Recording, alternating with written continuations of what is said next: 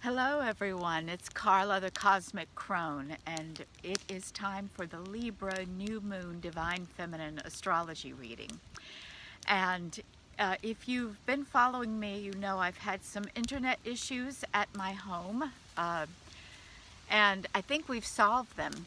At least we've certainly, it looks like I'm able to be live here now, out in the paddock with the fire. We had a burn permit for a burn pile last night, and we are finishing it up today, this evening. And this fire is perfect because we are completing the fire trine sequence that has been with us for several moon cycles. And I'll just get right into that shortly. Oh my gosh, let's start with the basics.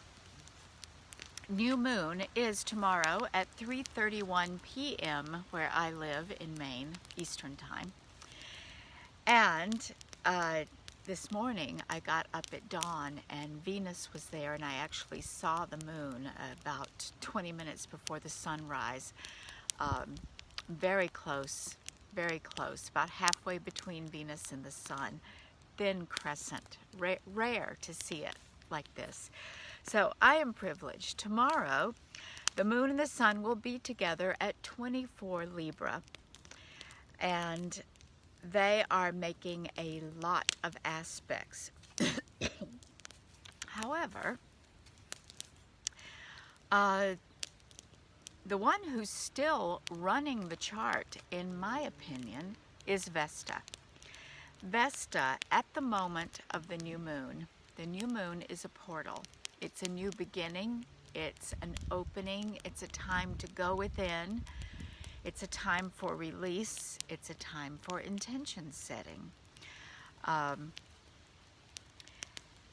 This new moon is happening in Libra, the sign of relationship. It's a sign that we associate with balance. A sign of the dance between sacred masculine and sacred feminine, or any opposing polarities, or even any two people who are doing the dance of relationship, whatever the nature of it is, family, parent-child, employers, clients, and helpers, lovers. So any relationship is going to be impacted by this new moon. It spotlights relationships. And let's see, I'm taking a look here. Yeah. Going on, the new moon is opposite Mars and Eris in Aries. And that's significant. It's also square Pluto and square Saturn and Chariklo. So it is activating this long-standing astrology that has been moving through Capricorn very slowly. And let's just feel into that for a moment before we go on to the big fire trine. The new moon opposite Mars and Eris. Eris is chaos. Mars is masculine ferocity,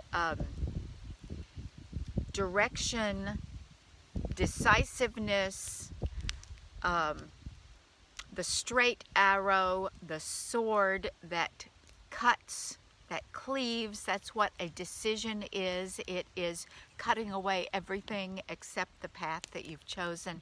So Mars is warrior. Mars is masculine. And Mars is in retrograde in Aries at home, and he is firing things up. And he's been making these aspects with these transits and aspects with all of these divine feminine planets. I'm going to talk about that in a minute. He was, for the longest time, having a long conjunction with Black Moon Lilith, and that is about to completely finish.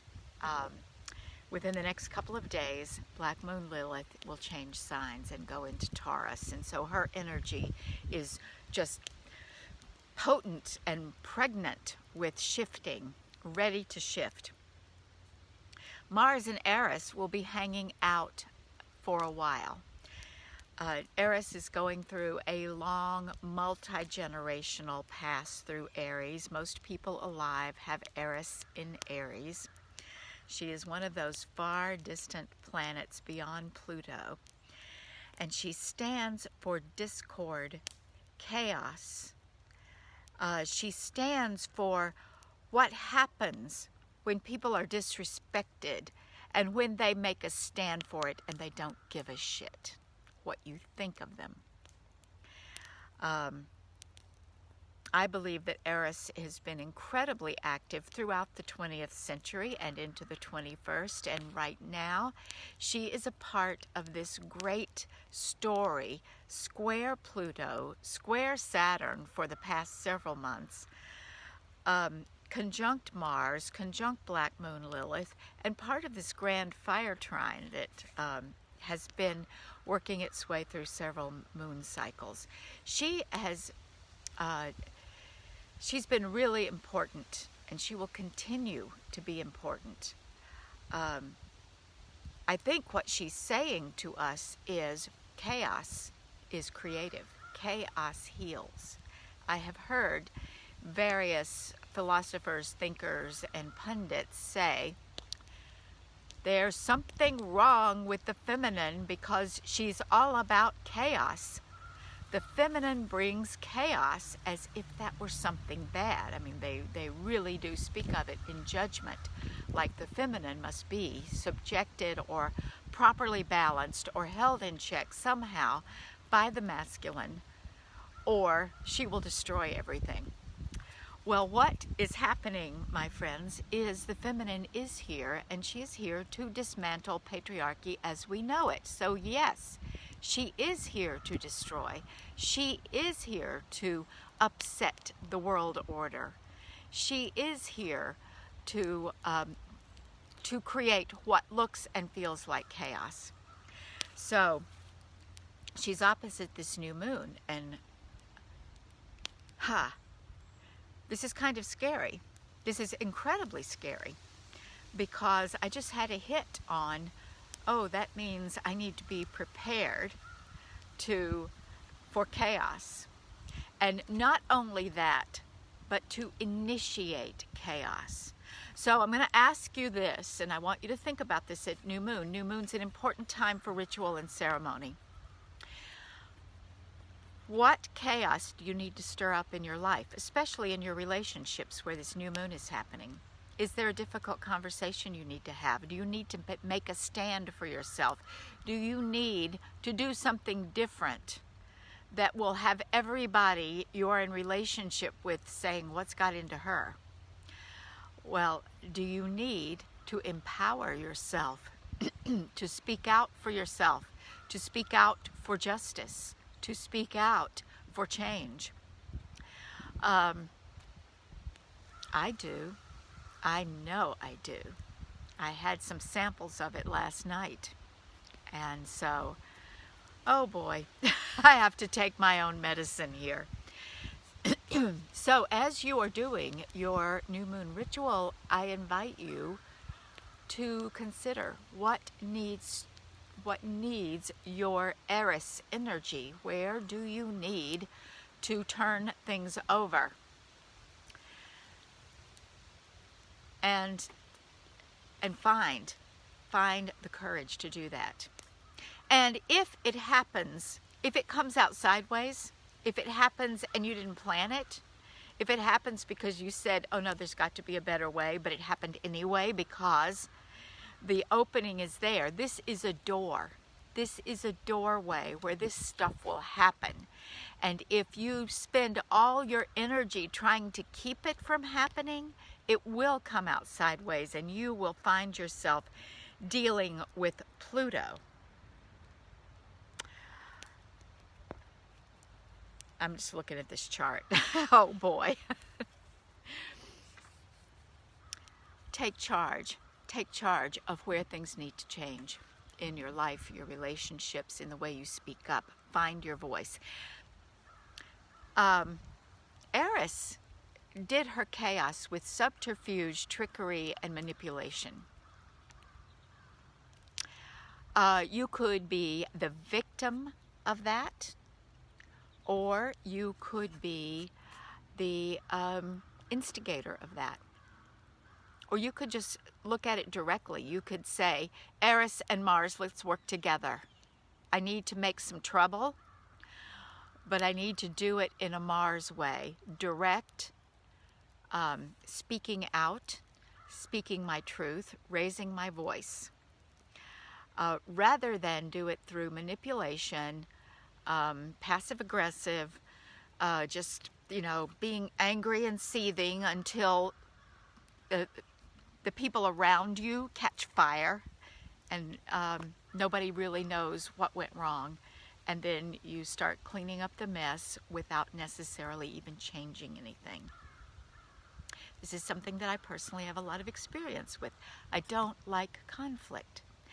So, the medicine for me, and the medicine for all of us, in whatever area you need this work, is to look the situation in the eye, look the people involved in the eye, and speak your truth. And realize that probably the chaos that may ensue is temporary. It will sort itself out when everyone is clean and honest and clear with each other. And if it doesn't sort itself out, then you have more work to do and new decisions to make, because maybe it's a situation that can't be fixed. So courage, my people. This moon is about having the courage to be direct, focused, do what needs to be done, and fear not the aftermath. What often looks and feels like chaos isn't that chaotic, especially when we do it cleanly. So do it clean. This moon is, well, it's trine Psyche and square Pluto, Saturn, and Chariklo. Hi, Anna. Thank you. Glad you like it. Pluto is death and transformation. And chances are, what will begin to create that transformation is when you activate the Eris. And if you don't, Pluto will take over because he's incredibly strong. He's working on the square.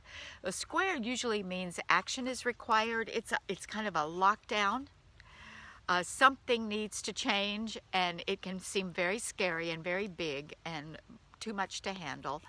So, as we just said, you take the action, you get direct, you work with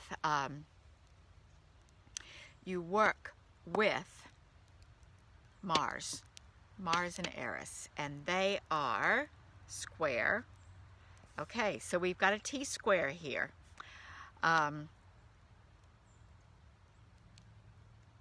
All of this energy, this new moon, is kind of locked together with Pluto.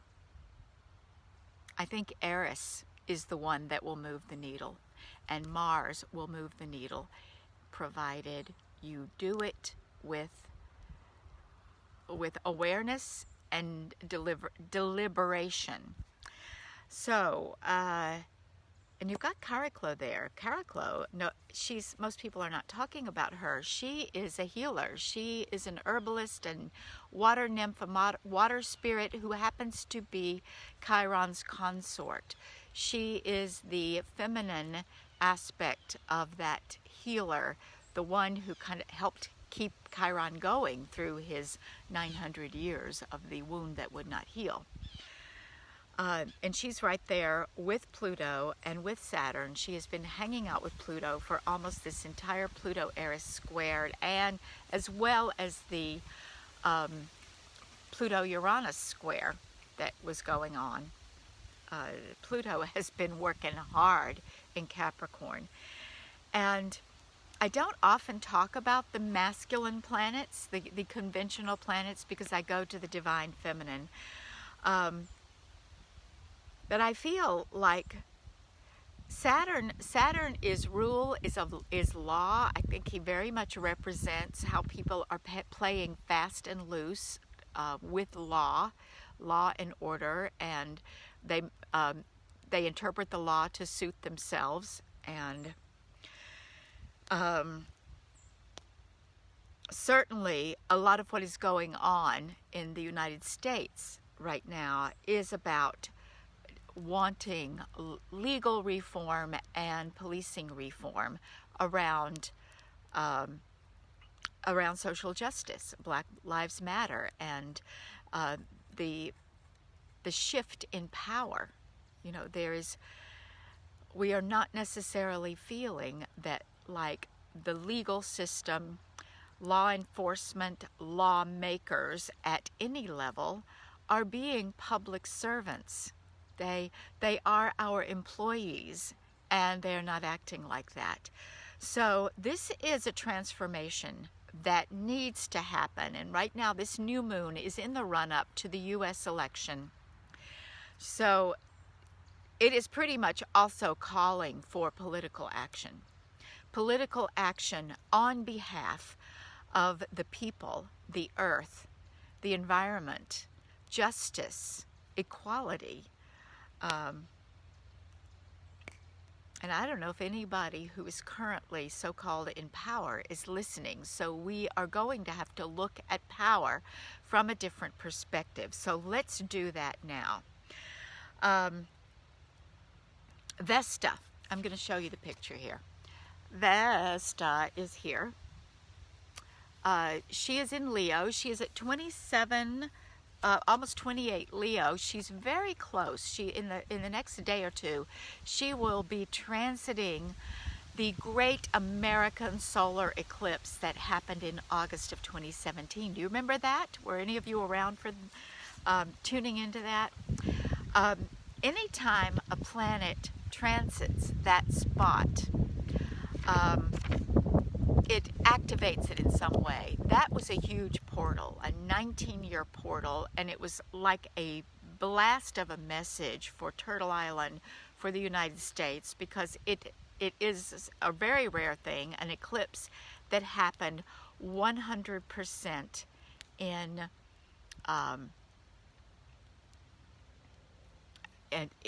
continental U.S. So Vesta is the priestess. Vesta represents the ultimate of feminine sovereignty.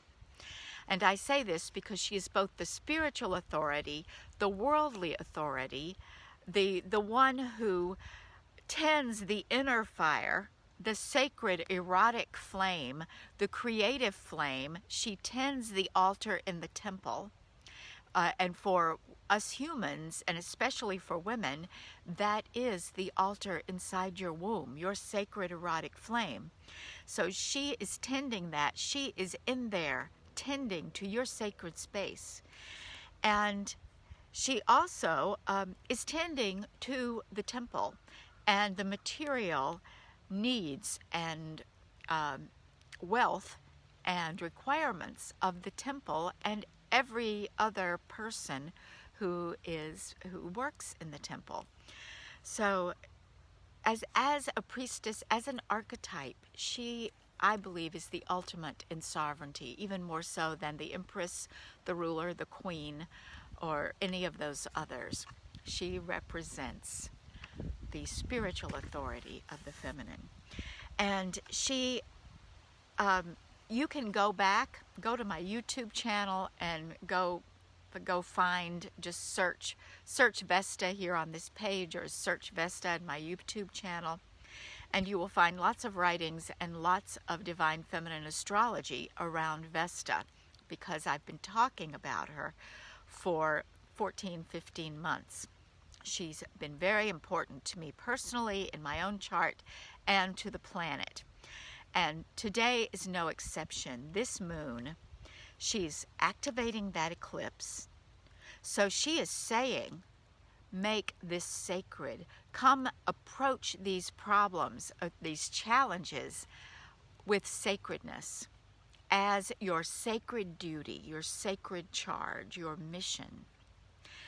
And she's also in this grand fire trine with Hecate, the galactic center.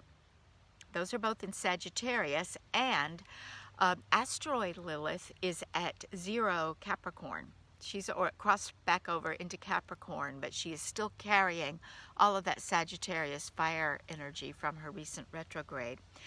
And then Vesta is also trine Black Moon Lilith in Aries, the last degree of Aries before she changes signs. So she is at this cusp. She's gathered. When a planet is in the last degree of a sign, as is Hecate at 29-28 Sagittarius and Black Moon Lilith 29-30, they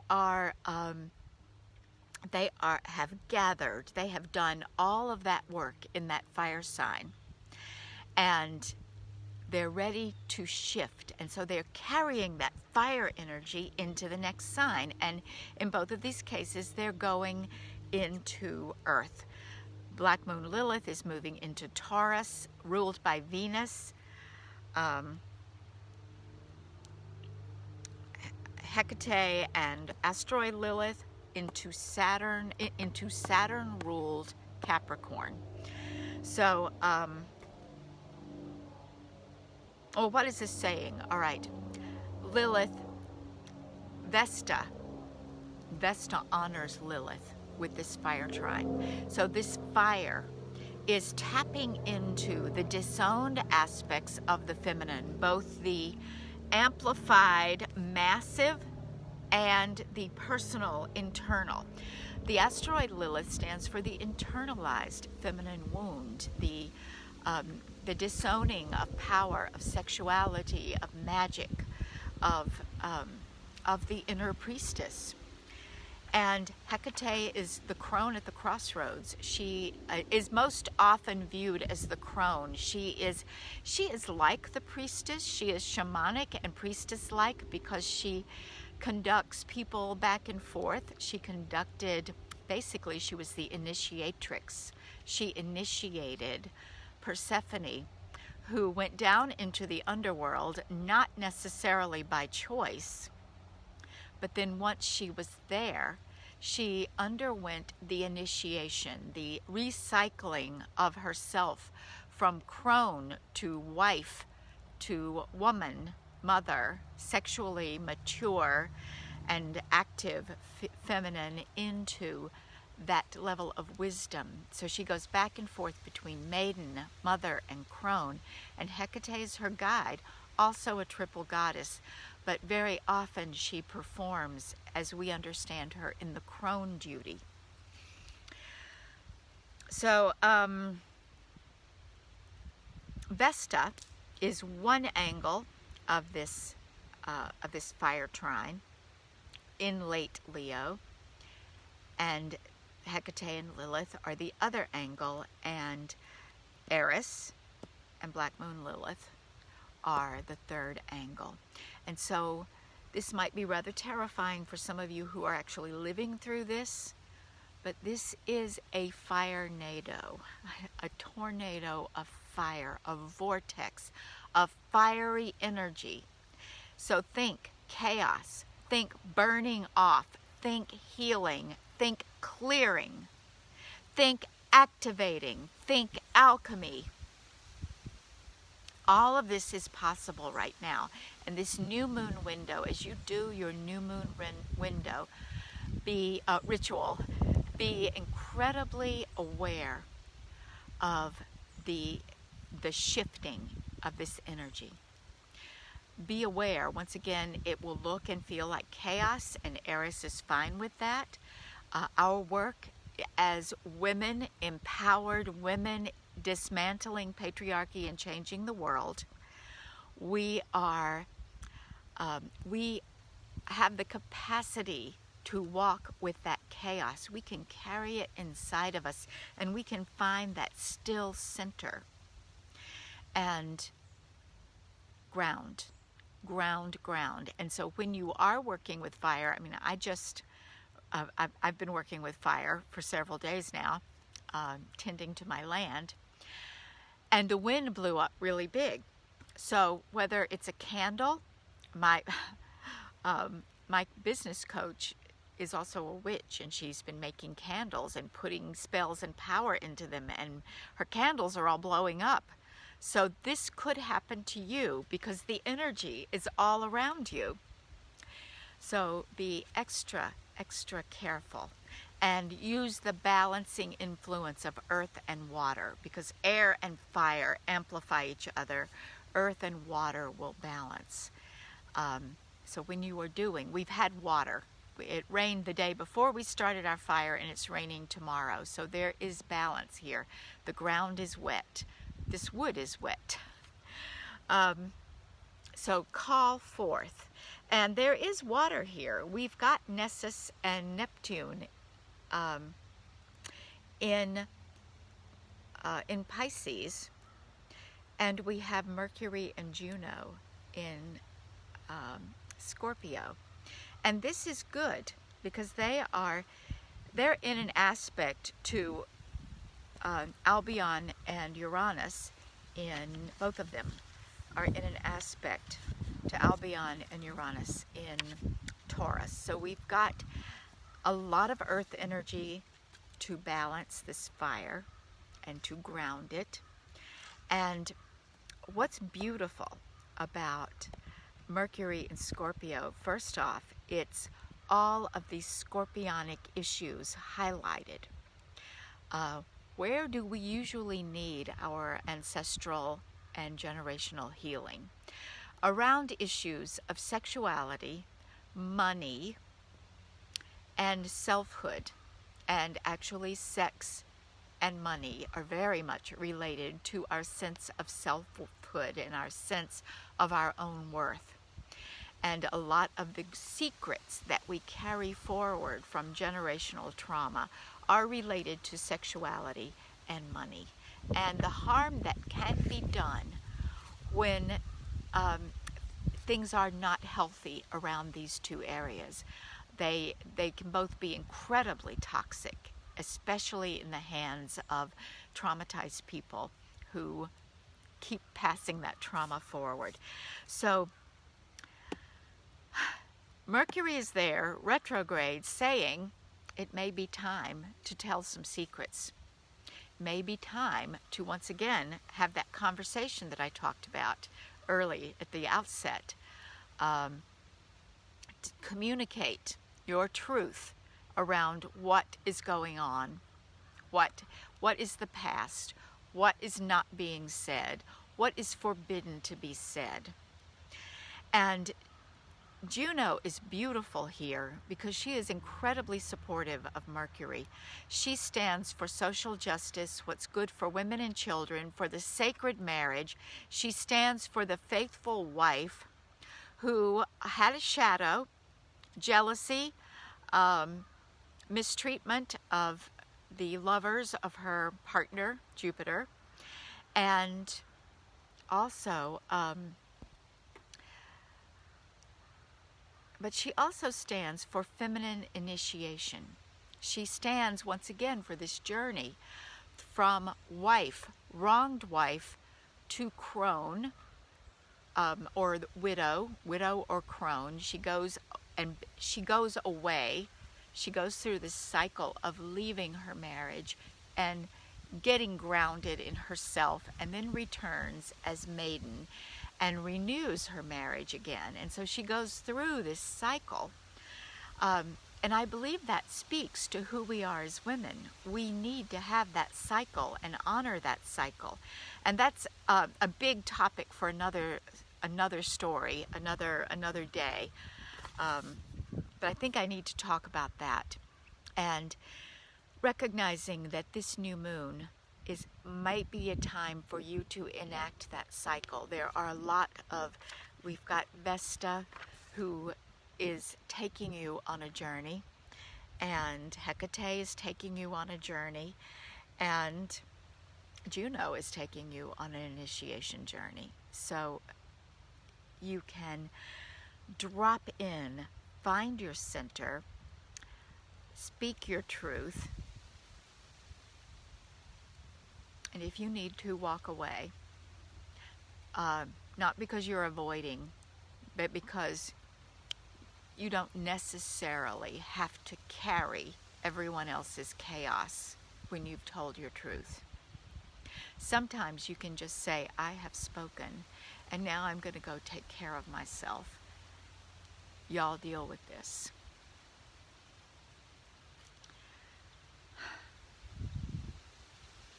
One more aspect, two more aspects for Vesta. Vesta's touching everything in this chart. She is opposite Ceres, who is retrograde in Aquarius. So she is connecting to the earth, that natural spiritual authority that we talked about. And both of those, they are in a T-square, a square to Algol. Algol is the third Lilith that I read. And Algol is the demonized goddess. And she is standing here, watching everything, saying, y'all sort it out because I'm back. She has already spoken, and she will speak through each one of us as we deal with our Eris and deal with our Juno and deal with our Vesta and speak the truth and work with that Nessus energy. I've talked a lot about Nessus in the past. He is still aspected right here. He is saying at this new moon, you can keep doing that work that you began several new moons ago. And that we will keep doing throughout Pisces. Nessus in Pisces is pretty much saying to everybody, it's time to heal the collective trauma, the systemic trauma, the deep trauma. And since I am a Pisces, and chances are Nessus is going to be in my sign for the most of the rest of my life, it's now or never for me. I heal my trauma. I do my work. And the other thing that I do, what I do when I do my work, is I help you do your work. So follow me. You can start with a Divine Feminine Astrology reading. You can do a Desire and Destiny Intensive, which takes that reading and goes deeper. Or you can just say, I'm in. I want to work with you and do some deep personal healing around this, my sexuality, my womb, the familial trauma that I've been carrying around with me. It's time to put it down. So this new moon is a good time to do that, and it is not work that we do alone. So please reach out to me if you would like support. And it is, have a blessed and gorgeous new moon. It is wonderful here, and it's so good to be with you out here in my paddock, taking care of the fire with the flaming trees behind me. So many blessings, and enjoy the new moon tomorrow.